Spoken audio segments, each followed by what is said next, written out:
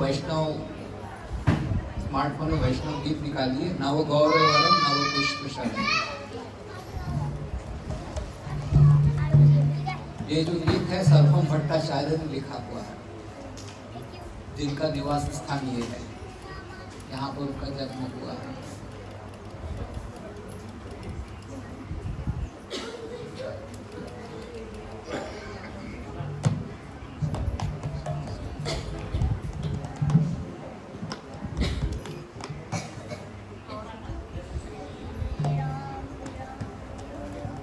मिल गया आपको?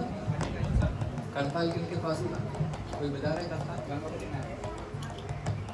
नव गौरवरम नव पुष्पशरम नव भावधरम नव लास्यपरम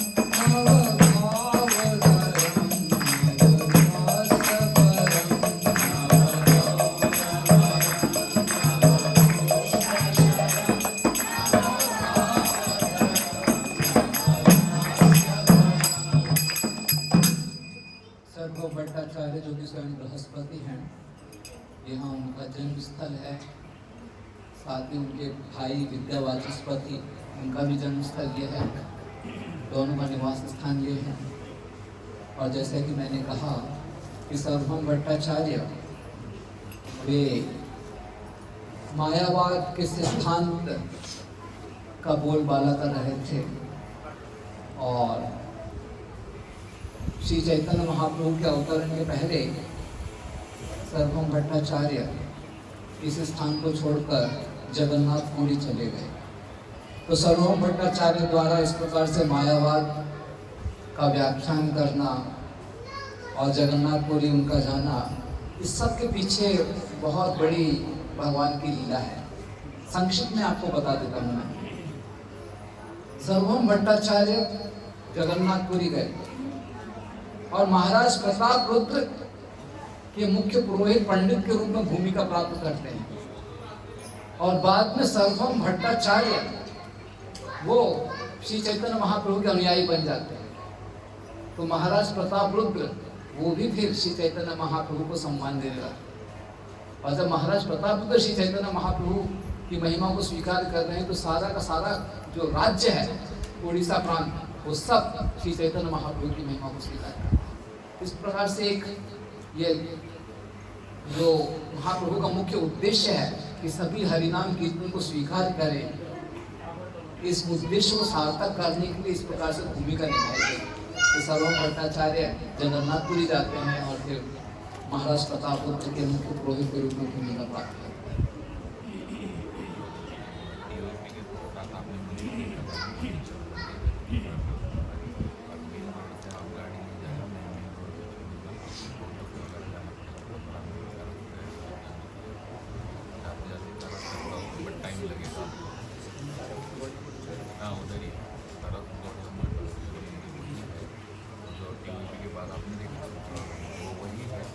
गाड़ी बस नहीं जाता है उधर, हम लोग मेन रोड पे छोड़ेंगे आपको। ओला ढूंढो उधर जाके, हम लोग उधर लोकल कुछ हेल्प करता है तो बस कर दो उधर।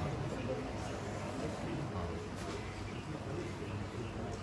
वो जो ब्रिज स्टार्ट होता है ना उसके पहले 100-200 मीटर पहले लेफ्ट में जाना है, पर गाड़ी नहीं जाता।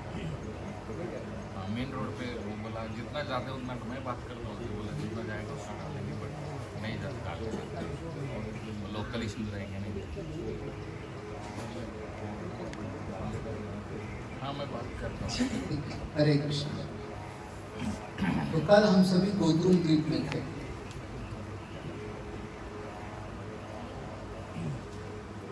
शास्त्रों के आधार पर ये जो भगवान का धाम है गोलोक धाम, उसकी आकृति कमल की तरह है। कमल की तुलना गोलोक धाम से क्यों की जाती है? जिस प्रकार से कमल में एक केंद्र होता है और अन्य सारी पंखुड़ियां उस केंद्र के चारों ओर होती हैं, और वो सारी अन्य पंखुड़ियां केंद्र को सुरक्षित रखती हैं। तो उसी प्रकार से गोलोक धाम में अलग अलग स्तर पर बहुत सारी लीलाएं होती है, और वो सारी लीलाएं कृष्ण की जो मुख्य लीलाएं हैं उनको, उनके आस्वादन को अधिकाधिक वर्धन करने में मदद करती है। तो इस प्रकार से ये जो गोलोक धाम है कमल के समान है। तो वही गोलोक धाम जब इस पृथ्वी पर प्रकट होता है तो वहाँ भी कमल के समान ही प्रकट होता है। तो ये जो नवद्वीप है ये गोलोक धाम का ही एक भाग है जहाँ पर भगवान श्री चैतन्य महाप्रभु के रूप में अपनी लीलाएं करते हैं। और वो नवद्वीप जब इस पृथ्वी पर प्रकट होता है तो कमल के रूप में ही होता है। तो जैसे भी कहा गया नवद्वीप, तो 9 द्वीप है और ये 9 द्वीप पानी के द्वारा आवृत हैं। तो गंगा के जल से 9 द्वीप आवृत हैं, लेकिन काल के प्रभाव से वो गंगा का जल आज हमें बाहरी सतह पर दिखाई नहीं देता है। वो गंगा का जल जमीन के अंदर लुप्त हो गया है। तो उसके कारण जो 9 द्वीप है वास्तव में वो 9 द्वीप की तरह दिखाई नहीं देते। तो आज जब हम भौगोलिक जो रूप देखते हैं इन सारे द्वीपों का, तो 4 द्वीप के बीच से जो गंगा नदी का विभाजन होता था वो गंगा नदी नहीं है। तो 4 द्वीप, रुद्र द्वीप, मुद्रुन द्वीप, जानु द्वीप, ऋतु द्वीप, ये चारों द्वीप एक साथ हो गए हैं अब। गंगा नदी उनके बीच से जो बहती थी वो नीचे चली गई है। और फिर कोल द्वीप और मध्य द्वीप, ये दोनों भी एक साथ हुए। कल हम गोद्रुम द्वीप गए थे, वो बिल्कुल अलग है। जानो वो एक नदी है चालंगी नदी और दूसरी नदी है गंगा नदी, दोनों उस गोद्रुम द्वीप को अलग अलग करेंगे। और उसके पश्चात सीमांत द्वीप और अंतरद्वीप, वो दोनों भी एक हो गए। तो पहले गंगा विभाजित करती थी उनको, लेकिन अब गंगा जमीन के नीचे चली गई है, तो वो द्वीप, दोनों द्वीप एक ही हो गए। लेकिन आध्यात्मिक दृष्टिकोण से 9 द्वीप हैं।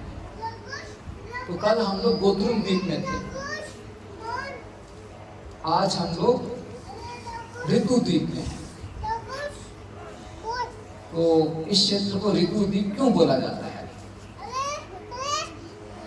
क्योंकि इस क्षेत्र में सारी ऋतुएं उपस्थित होकर भगवान की उपासना करते हैं। 6 ऋतुएं हैं, वैसे मुझे नाम तो याद नहीं है 6 ऋतुओं का, मैं प्रयास करता हूँ। हेमंत ऋतु, ग्रीष्म ऋतु, शीत ऋतु, वसंत ऋतु, शरद ऋतु, हाँ वर्षा ऋतु, हो गए 6। तो ये 6 ऋतुएं भगवान का यहाँ पर सम्मान करते हैं, भगवान की उपासना करते हैं। और ये 6 ऋतुएं यहाँ पर भगवान के आनंद के लिए सदैव विद्यमान रहते हैं, भगवान की लीलाओं में वर्धन करते हैं। एक दूसरे दृष्टिकोण से जो व्रज में राधा कुंड, श्याम कुंड का क्षेत्र है, वो क्षेत्र यहाँ पर ऋतु द्वीप में विद्यमान है। तो जो आचार्यगण हैं उन्होंने दर्शाया भी है कि कहाँ पर राधा कुंड, श्याम कुंड है, लेकिन वहाँ तक गाड़ियाँ जाती नहीं हैं और रास्ता लंबा है, इसलिए हम लोग जा नहीं पाए। लेकिन यहाँ पर है राधा कुंड, श्याम कुंड। और ये जो कुंड है दोनों, ये कृष्ण की जो 8 सखियां हैं, इन 8 सखियों के अपने अपने 8 वन हैं। तो ये राधा कुंड, श्याम कुंड उन 8 वनों से आवृत है। तो इस प्रकार से ये जो क्षेत्र है आध्यात्मिक दृष्टिकोण से बहुत ही सुंदर है, अनेकानेक सुंदर वनों से भरा हुआ है। सुंदर फूल, पक्षी, फल आदि इस ऋतु द्वीप में विद्यमान होते हैं। तो इस प्रकार से इसका आध्यात्मिक दृष्टिकोण है। साथ ही यहाँ पर भगवान श्री कृष्ण की अष्टकाल्य लीला में से मध्य दिन का जो मध्य समय होता है, उसमें जो लीला होती है वो लीला यहाँ पर होती है। भगवान, ये जो हमारा दिन और रात है उसको 8 प्रहरों में बांटा जाता है, दिन में 4 और रात्रि में 4। तो दिन का जो मध्य का प्रहर है, उस मध्य प्रहर की लीला यहाँ पर कृष्ण करते हैं। और उसी दृष्टिकोण से श्री चैतन्य महाप्रभु मध्य की लीला यहाँ पर करते थे। तो पढ़ाई करने के लिए मध्य में जाते हैं ना, रात में नहीं जाते पढ़ाई करने के लिए। सुबह ब्रह्म मुहूर्त में पढ़ाई करने के लिए नहीं जाते हैं, दोपहर में ही जाते हैं ना पढ़ाई करने के लिए। तो श्री चैतन्य महाप्रभु दोपहर में पढ़ाई करने के लिए यहाँ पर। तो इस प्रकार से मध्य की लीलाएं यहाँ पर होती हैं। और श्री चैतन्य महाप्रभु ने यहाँ पर अपनी अनेकानेक लीलाएं की हैं और सभी को इन लीलाओं से कृष्ण प्रेम का आस्वादन कराया है। तो मैंने कहा कि यहाँ पर ऋतुओं ने उपासना की है। मैंने इस क्षेत्र का की तुलना ब्रज धाम से भी आपको दर्शाई। साथ ही जो 108 उपनिषद हैं वो भी यहाँ पर भगवान की उपासना करते हैं, गौरांग महाप्रभु से प्रार्थना करते हैं। तो गौरांग महाप्रभु इन उपनिषदों के समक्ष प्रकट हुए और कहते हैं कि आपका जो भगवान के बारे में समझ है वो बहुत ही निम्न स्तर का है। आप भगवान को निराकार समझते हो, लेकिन श्रुतियों में जो भगवान के साकार स्वरूप का वर्णन है उसके प्रति आप अज्ञान हो।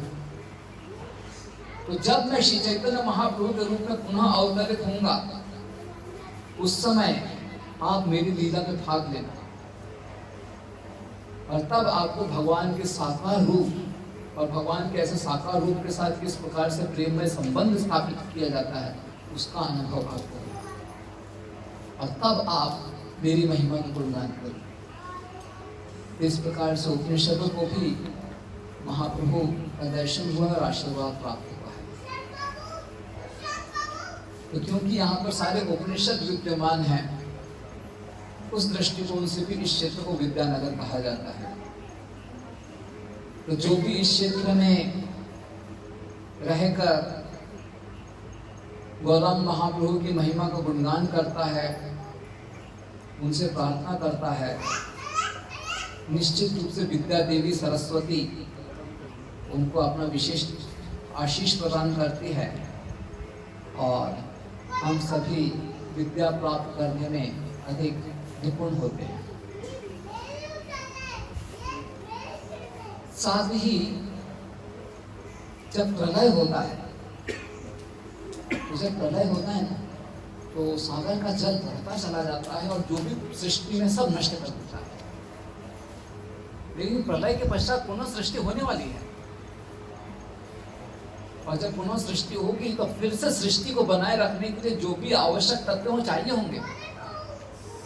वेदों का ज्ञान ये बहुत आवश्यक है मानव समाज के विकास के लिए। तो प्रलय के जल से यदि सारा वेद नष्ट हो जाएगा तो पुनः जब अगली बार सृष्टि होगी तो फिर से वेद का ज्ञान कैसे प्रस्तुत होगा।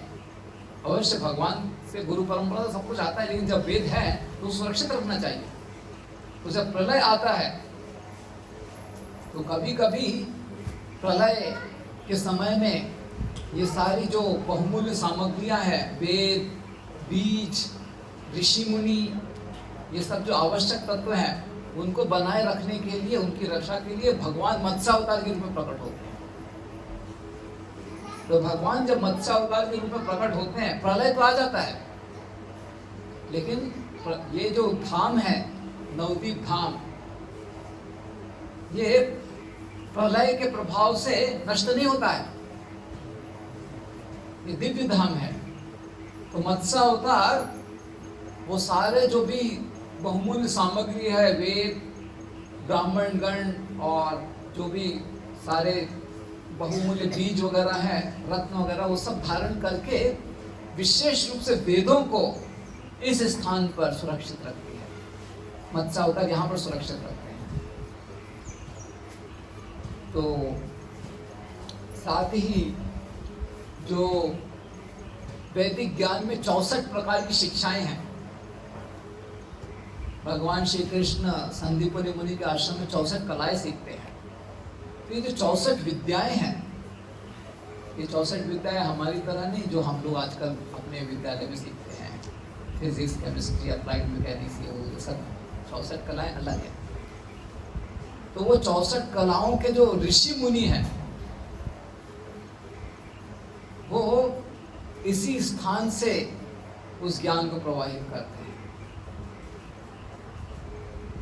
तो इस प्रकार से इस स्थान का बहुत अधिक महत्व है और हम जिस स्थल पर बैठे हुए हैं ये सार्वभौम भट्टाचार्य का घर है। तो मैंने आपको सार्वभौम भट्टाचार्य के बारे में पिछली कक्षा में कुछ बताया, अभी मैं उसके आगे का वर्णन यहाँ पे करता हूँ। तो सार्वभौम भट्टाचार्य वे बृहस्पति हैं, देवताओं के गुरु हैं, और जब उनको ज्ञात हुआ कि स्वयं श्री चैतन्य महाप्रभु नवदीप में अपनी लीलाएं प्रकट करने वाले हैं, तो वे बहुत अधिक आतुर थे श्री चैतन्य महाप्रभु की लीलाओं में भाग लेने के लिए।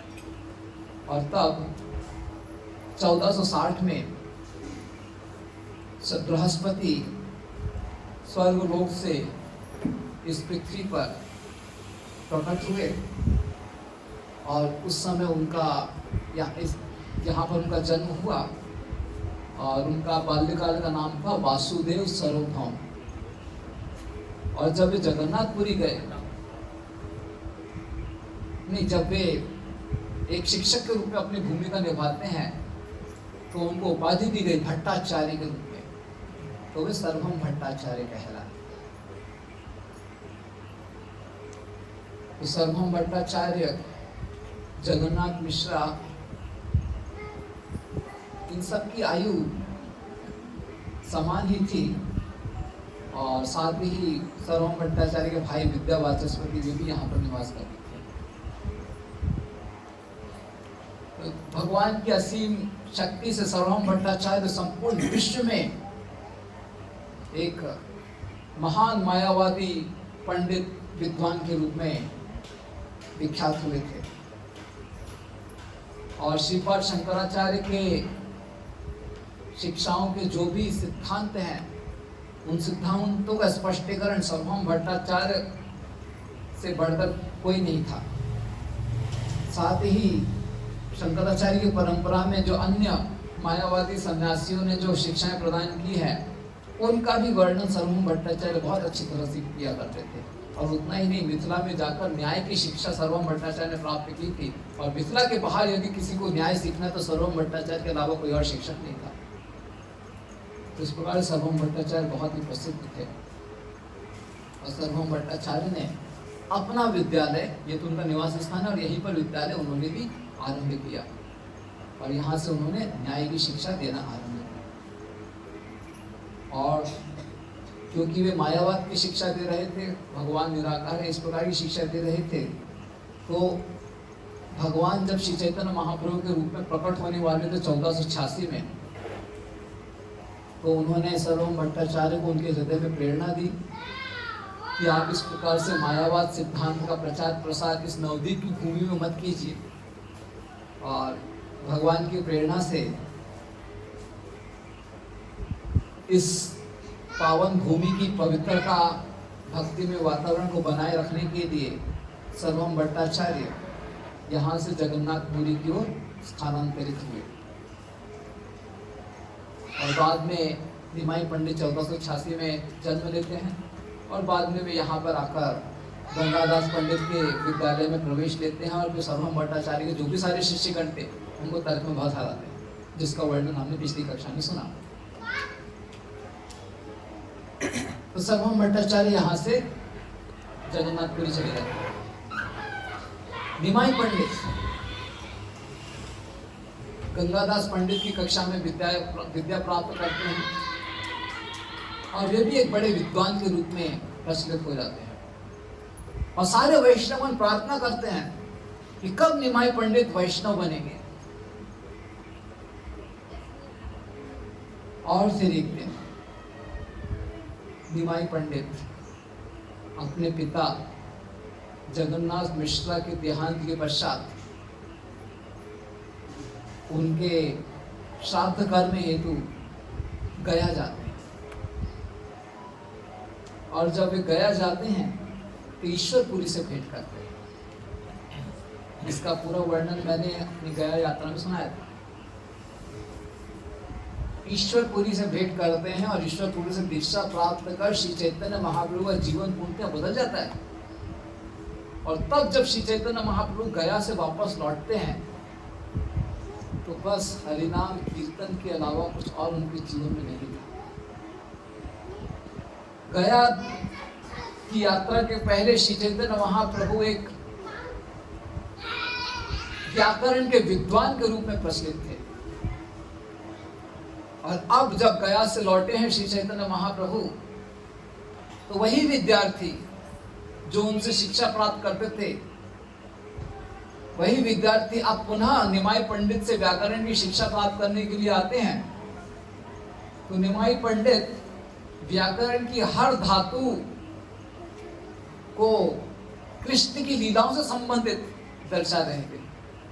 और विद्यार्थीगण सोचने लगे कि ये निमाई पंडित किस प्रकार से क्या स्पष्टीकरण दे रहे हैं, हम तो व्याकरण सीखना चाहते हैं और ये हमें कृष्ण लीलाएं सिखा रहे हैं। तो बात बनी नहीं। और फिर निमाई पंडित भी कहते थे कि आज शायद मैं स्वस्थ नहीं हूं, कल पुनः हम कक्षा आरंभ करेंगे और व्याकरण सीखेंगे। और अगले दिन भी वैसे ही होता था, और अगले दिन भी वैसे ही होता था। तो अंततः और फिर वो श्री चैतन्य महाप्रभु उन सारे विद्यार्थियों हरि नाम कीर्तन के लिए भी लेके जाते थे। तो व्याकरण की शिक्षा न होकर वो भगवत कथा ही होती थी, हरिनाम कीर्तन ही होता था।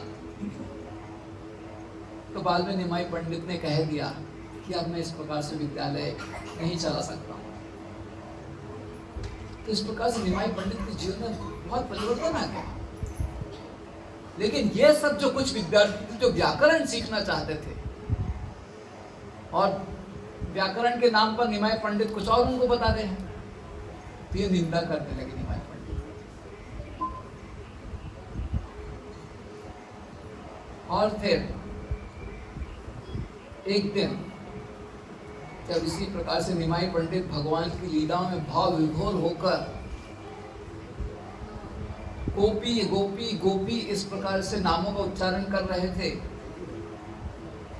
तो अन्य जो ऐसे पंडित थे, विद्यार्थी थे, वो आकर बोलने लगे निमाई पंडित को, अरे ये क्या गोपी गोपी बोल रहे हो, कृष्ण भगवान है, कृष्ण आराध्य देव है, उनकी उपासना करना चाहिए, उनका नाम लेना चाहिए।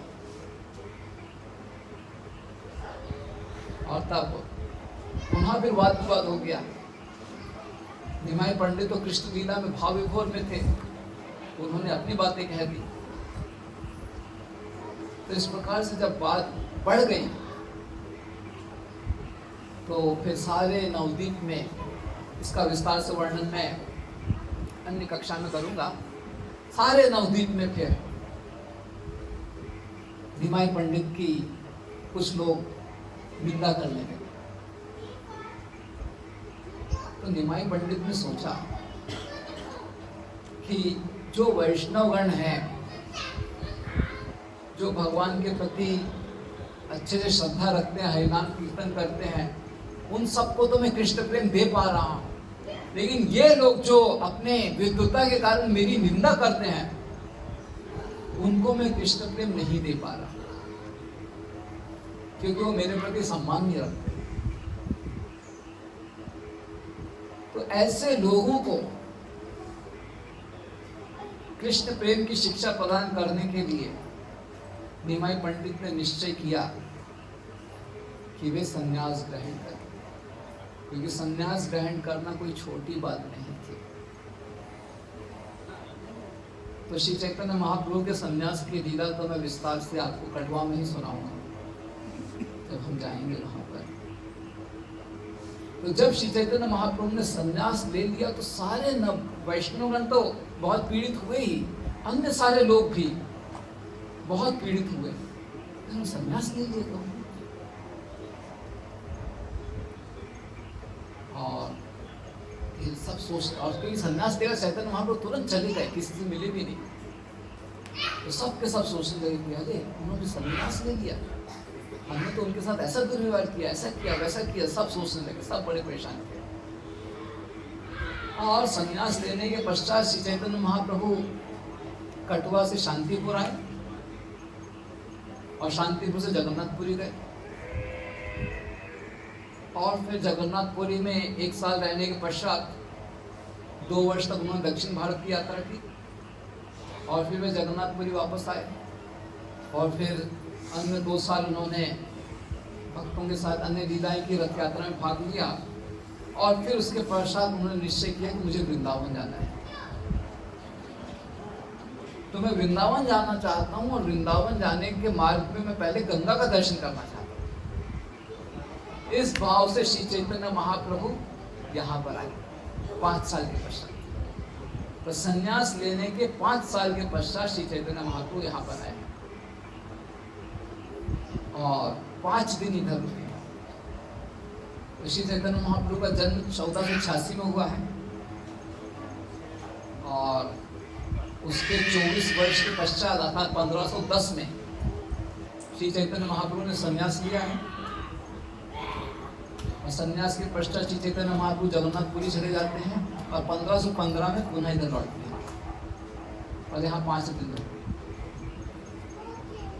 तो उन 5 दिनों में क्या हुआ वो बहुत महत्वपूर्ण है। अवश्य मैं मेरे नियंत्रण में होता तो मैं आपको क्रम से ही लेकर आता था, लेकिन वो हो नहीं पा रहा है संभव। तो उन 5 दिनों में क्या हुआ? तो चैतन्य महाप्रभु ने जगन्नाथपुरी में सभी भक्तों को कहा कि मैं वृंदावन जाना चाहता हूँ और उस वृंदावन के रास्ते में पहले मैं नवदीप जाकर गंगा में स्नान करूंगा। उस उद्देश्य से श्री चैतन्य महाप्रभु यहाँ पर आए। सर्व विद्यावाचस्पति सर्वम भट्टाचार्य तो जगन्नाथपुरी जा सकते, उनके भाई विद्यावाचस्पति वो यहाँ रहते थे। विद्यावाचस्पति द्वारा जो पूजनीय विग्रह है वो गौर करते उधर देखे हम। तो विद्यावाचस्पति का घर यहाँ पर है और विद्यावाचस्पति के यहाँ रुके।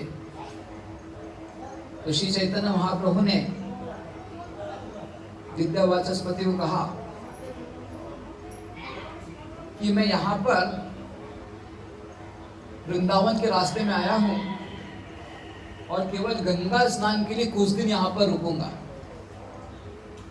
और इन दिनों में जब मैं यहाँ रुकूंगा मैं नहीं चाहता कि कोई भी मेरी यहाँ पर उपस्थिति के बारे में जाने।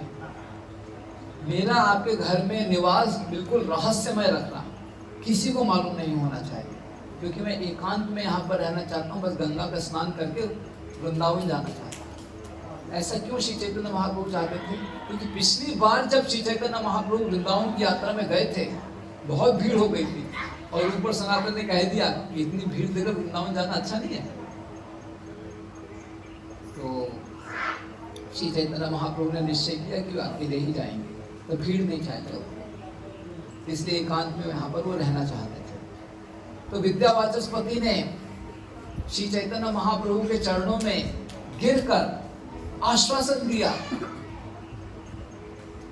कि हे भगवान, ये मेरा सौभाग्य है कि आप मेरे घर पर निवास कर रहे हैं।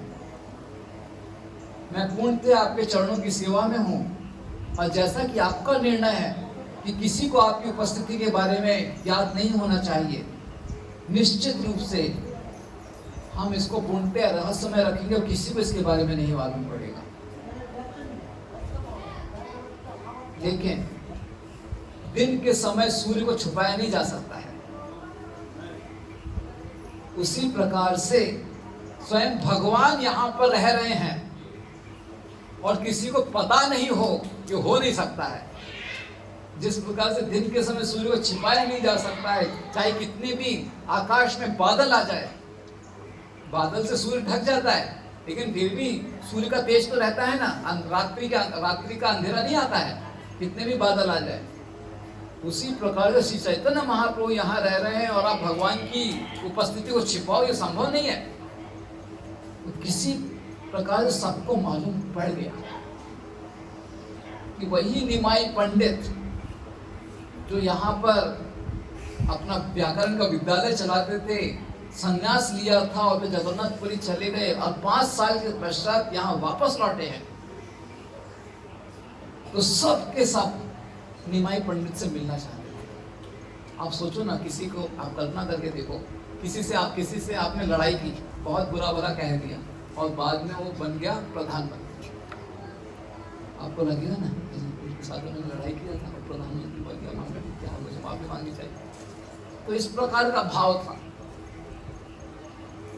और वैष्णवगण वो तो निमाई पंडित से मिलना चाहते ही थे, तो वैष्णवगण एक अन्य भाव से निमाई पंडित का दर्शन करना चाहते, उनसे मिलना चाहते। और अन्य सारे जो लोग थे जो निमाई पंडित के प्रति दुर्व्यवहार करते थे, वो लोग पश्चाताप के भाव से निमाई पंडित से मिलना चाहते थे, जो कि अब श्री चैतन्य महाप्रभु एक सन्यासी के रूप में है।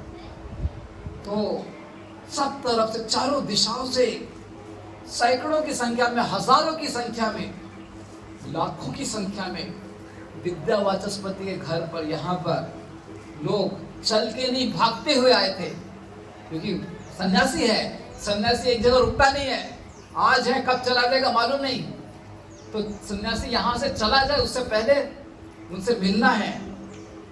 तो ऐसे पश्चाताप के भाव से लाखों लोग भागते हुए आए थे और इतनी तेजी से भागते हुए आए थे कि सारे के सारे रास्ते लोगों से भर चुके थे। और रास्ते में जब इतनी भीड़ हो गई तो जो मार्ग वास्तव में चलने के लिए नहीं था, जहां पर कांटे बिछे हुए थे, जंगल का रास्ता था, उस रास्ते से भी लोग भागते हुए आए। किसी ने परवाह नहीं की कि मेरे पैरों में कांटे चुभ रहे हैं, क्योंकि सबके मन में यही भाव था कि महाप्रभु से मिलना है। तो इस प्रकार से निमाई पंडित ने जिस उद्देश्य से संन्यास लिया था कि ये सारे अन्य लोग जो मेरी भक्ति का आश्रय नहीं ले रहे हैं, उनको भी भगवान की भक्ति से प्रभावित करना, वो उद्देश्य उनका सफल हुआ। तो भागते हुए आए और इस प्रकार से लाखों लाखों लोग भागते हुए जब यहाँ पर आ रहे थे, तो भले वो कांटों के रास्ते से आए, लेकिन श्री चैतन्य महाप्रभु की कृपा से कांटों चुभने के पश्चात भी उनके पैरों में कोई क्षति नहीं हुई। तो इस प्रकार से लोगों का उत्साह था श्री चैतन्य महाप्रभु के दर्शन के लिए, क्योंकि 5 साल का विरह था उन सब, और वे सब यहाँ पर आकर जोरों से भगवान के नामों का कीर्तन कर रहे थे। हरे कृष्णा कृष्णा कृष्णा हरे हरे, हरे राम राम राम हरे हरे। इसके पहले भी नवद्वीप में हरिनाम कीर्तन हुआ करता था, लेकिन केवल सीमित वैष्णव ही हरिनाम कीर्तन में भाग लेते थे। लेकिन आज सारा का सारा नवद्वीप, जो वैष्णव नहीं भी थे, वो सारे सदस्य लाखों की संख्या में यहाँ पर आकर श्री चैतन्य महाप्रभु का दर्शन प्राप्त करने के लिए जोरों से हरिनाम का उच्चारण करते हैं। हरे कृष्णा कृष्णा कृष्णा हरे हरे, हरे राम राम राम हरे हरे।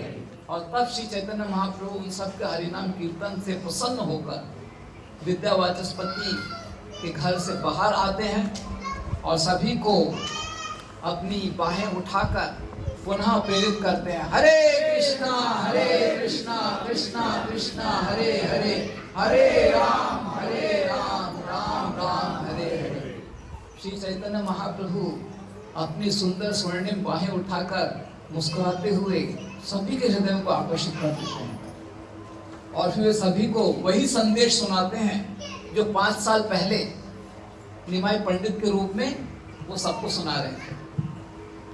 व्याकरण जब वे गया धाम से आए थे तो सबको वो यही कहते थे, पहले व्याकरण सिखाया करते थे, उसके पश्चात वो सभी को यही कहते थे, बोलो कृष्णा भजो कृष्णा करो कृष्ण शिक्षा।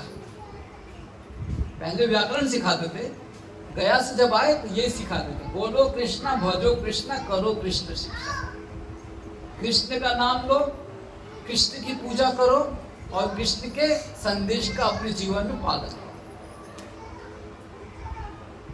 तो लोग सुनते नहीं थे उस समय, क्योंकि लोगों को व्याकरण सीखना था, लोगों को कर्मकांड करना था।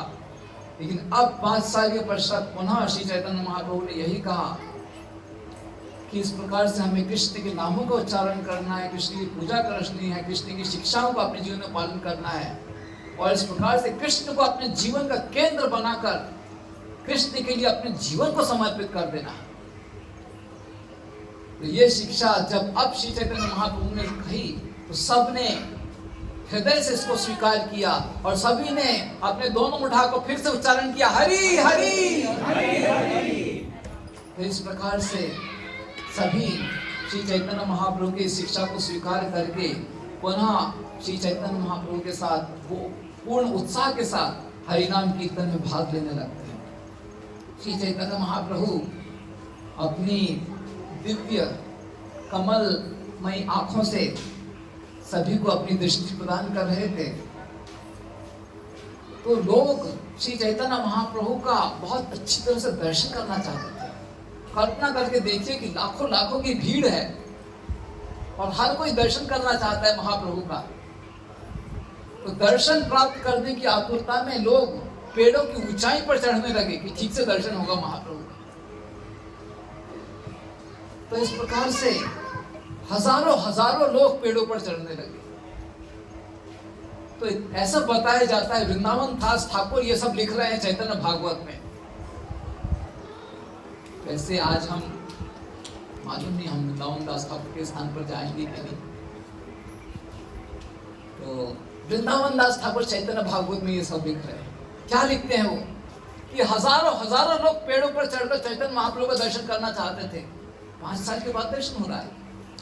सन्यासी के रूप में कभी उन्होंने देखा नहीं था चैतन्य महाप्रभु को। और इतने सारे लोग पेड़ों पर चढ़ने लगे कि पेड़ों में पत्तियां कम थी, मनुष्य ज्यादा थे। कल्पना करना मुश्किल है, लेकिन ऐसा ही लिखा हुआ है और वो गलत नहीं लिख रहे हैं। पेड़ों पर पत्तियां कम थी, मनुष्य ज्यादा थे। और क्योंकि पेड़ों पर जगह नहीं थी, पतली पतली टहनियों का सहारा लेकर मनुष्य खड़े हुए थे चैतन्य महाप्रभु का दर्शन करते।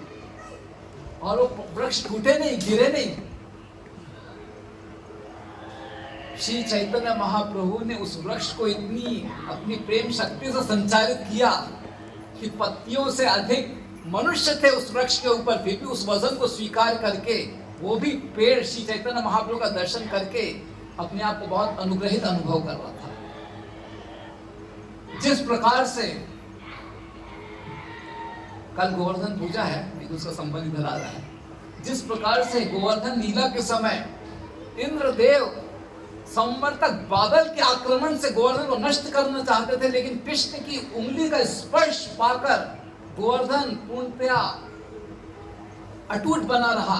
उसी प्रकार से श्री चैतन्य महाप्रभु जो यहाँ पर विद्यावाचस्पति के निवास स्थान पर सबको अपना दर्शन प्रदान कर रहे थे, ये सारे वृक्ष श्री चैतन्य महाप्रभु का दर्शन प्राप्त करके अपने आप को इतना अनुग्रहित अनुभव करते, इतना सशक्त अनुभव करते हैं कि इतने सारे मनुष्य उस वृक्ष पर खड़े हुए थे, फिर भी वो वृक्ष गिरा नहीं। तो इस प्रकार से यहाँ पर अद्भुत लीला हुई।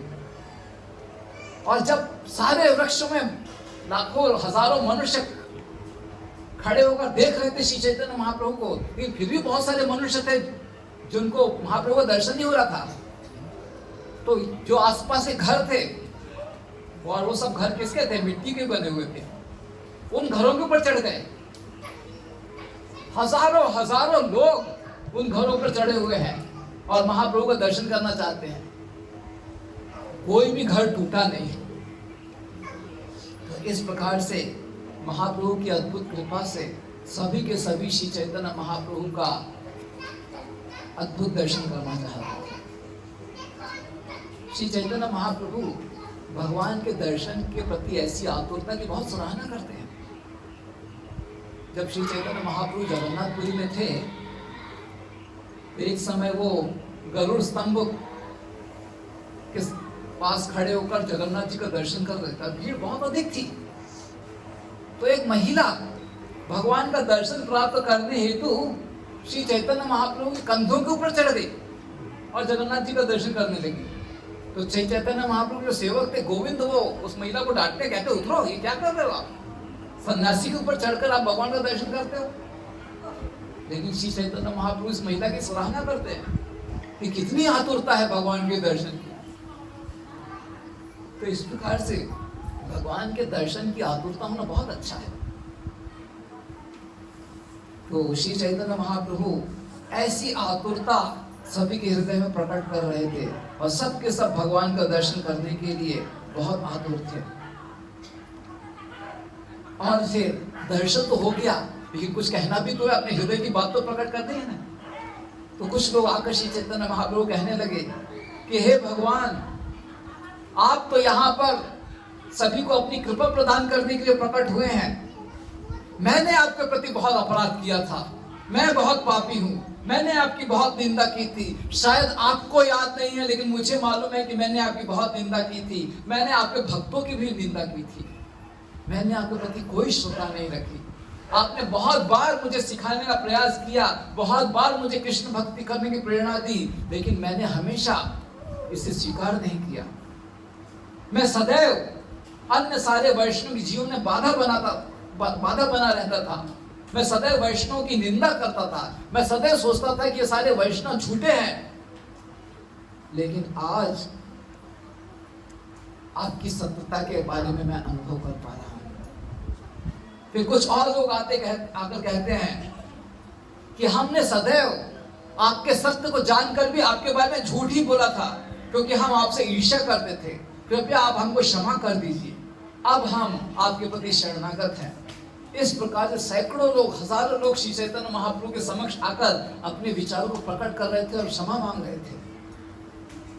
और श्री चैतन्य महाप्रभु, हजारों लोग चिल्ला रहे थे। ऐसा नहीं कि एक एक करके आ रहा था, हजारों लोग अपनी अपनी बातें बोल रहे थे जहां जहां है, क्योंकि हर कोई आ नहीं सकता है। लेकिन श्री चैतन्य महाप्रभु हर एक की अपनी अपनी आवाज को स्पष्ट सुन रहे थे। ये केवल भगवान ही कर सकते हैं। कल्पना करके देखो, हजारों लोग बोले तो कुछ समझ ही नहीं आया क्या बोला जा रहा है। लेकिन श्री चैतन्य महाप्रभु ने हर एक की जो व्यक्तिगत भावना है, उसके विचार हैं, उसके शब्द हैं, उसको स्पष्ट रूप से सुना और उस प्रकार से उससे आदान प्रदान किया। तो इस प्रकार से सारे के सारे लोग यहाँ पर बहुत ही श्रद्धा के साथ, पश्चाताप के साथ, पूर्ण गंभीरता के साथ अपने हृदय में श्री चैतन्य महाप्रभु के प्रति शरणागति का भाव लेकर यहाँ पर आए थे और भगवान की शिक्षा को स्वीकार करना चाहते थे। भगवान ने उन सब के ऐसे हृदय को जानकर सबको कृष्ण प्रेम प्रदान किया और सभी के सभी यहाँ पर श्री चैतन्य महाप्रभु का निरंतर दर्शन करना चाहते थे और श्री चैतन्य महाप्रभु के साथ रहते हुए ही निरंतर हरि नाम में मग्न रहना चाहते थे। हरे कृष्णा कृष्णा कृष्णा हरे हरे, हरे राम राम राम हरे हरे। और इस प्रकार से सभी के सभी लोग यहाँ पर थे और भीड़ बढ़ती जा रही थी। कोई अपने घर नहीं जा रहा था।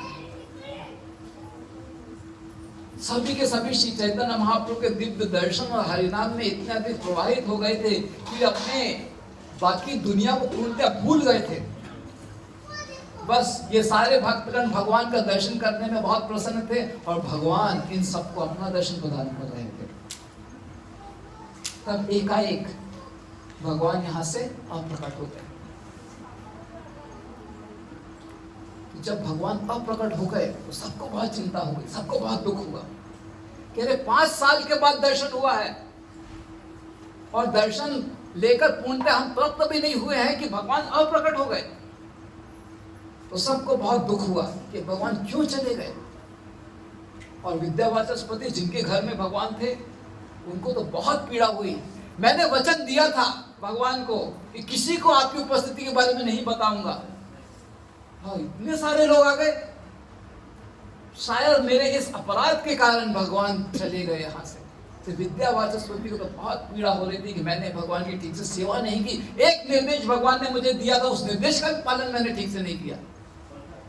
तो विद्यावाचस्पति बहुत दुखी थे। श्री चैतन्य महाप्रभु अप्रकट हो गए।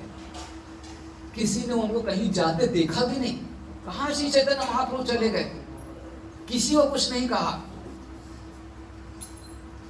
तब लोगों ने सोचा कि विद्यावाचस्पति ने महाप्रभु को अपने घर में छिपा।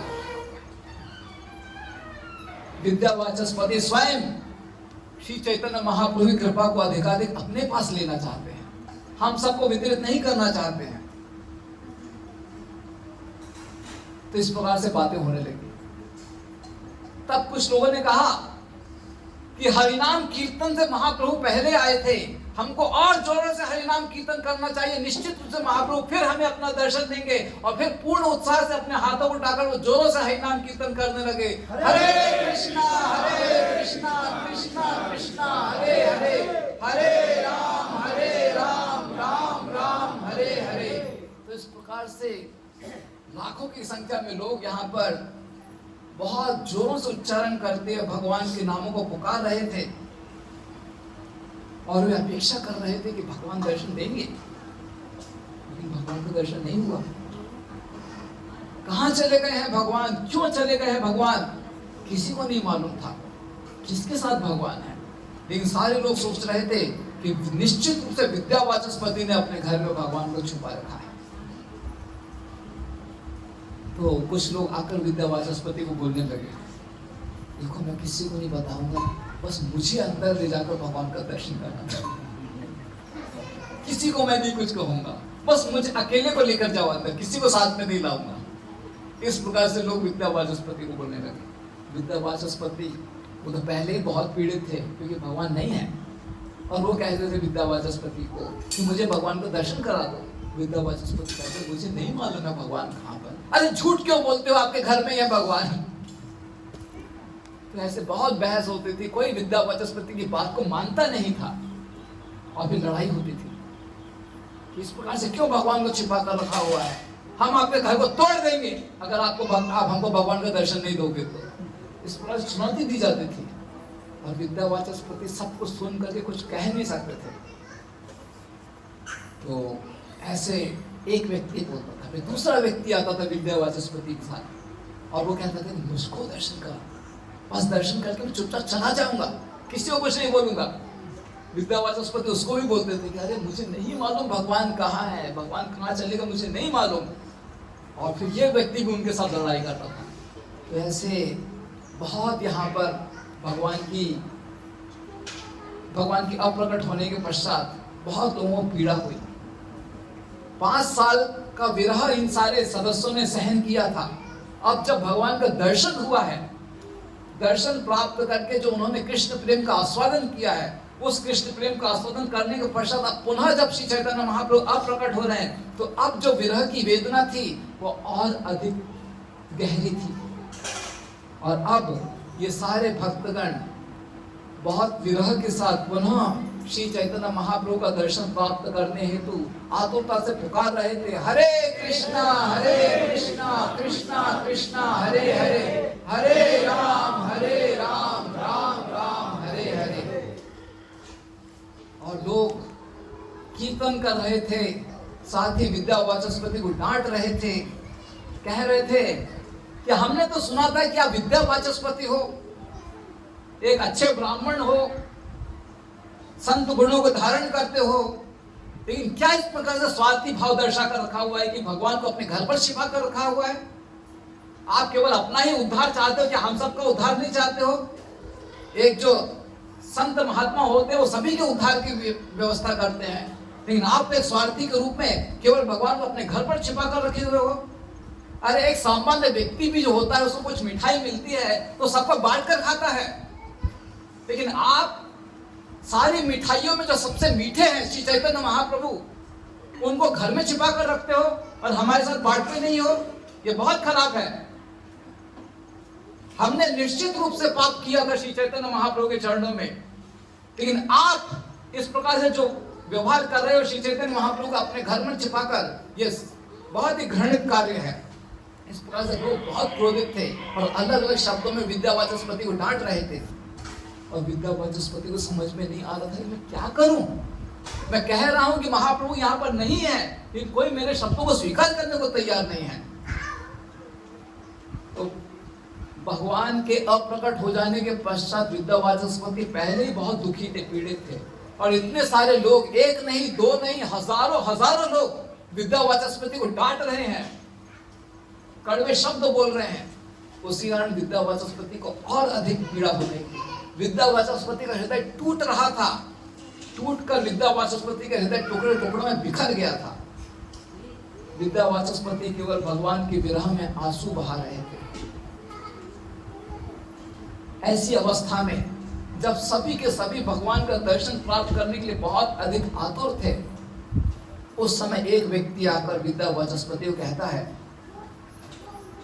विद्या वाचस्पति के कानों में, मैंने सुना है भगवान कुलिया गए हैं। ठीक है, तो जैसे ही विद्या वाचस्पति को खबर प्राप्त होती है, तुरंत विद्या वाचस्पति खड़े होकर कहते हैं कि मुझे खबर प्राप्त हुई है, भगवान कहां पर है, भगवान कुलिया गए हैं। तो तुरंत सारे लोग कहते हैं कि हम सबको कुलिया चलना चाहिए। विद्या वाचस्पति कहते हैं कि हाँ, हम सबको कुलिया चलना चाहिए। और सब के सब यहाँ से कुलिया जाने को तैयार होते हैं। तो आपने नदी देखी ना रास्ते में, कुलिया जाने के लिए नदी पार करनी पड़ी। ये ऋतु द्वीप, नदी के उस तरफ कोल द्वीप, ठीक है, ये ऋतु द्वीप, नदी के उस तरफ कोल द्वीप। तो यहाँ से अभी कुलिया जाने के लिए नदी पार करनी पड़ी, तो कुलिया जाना है।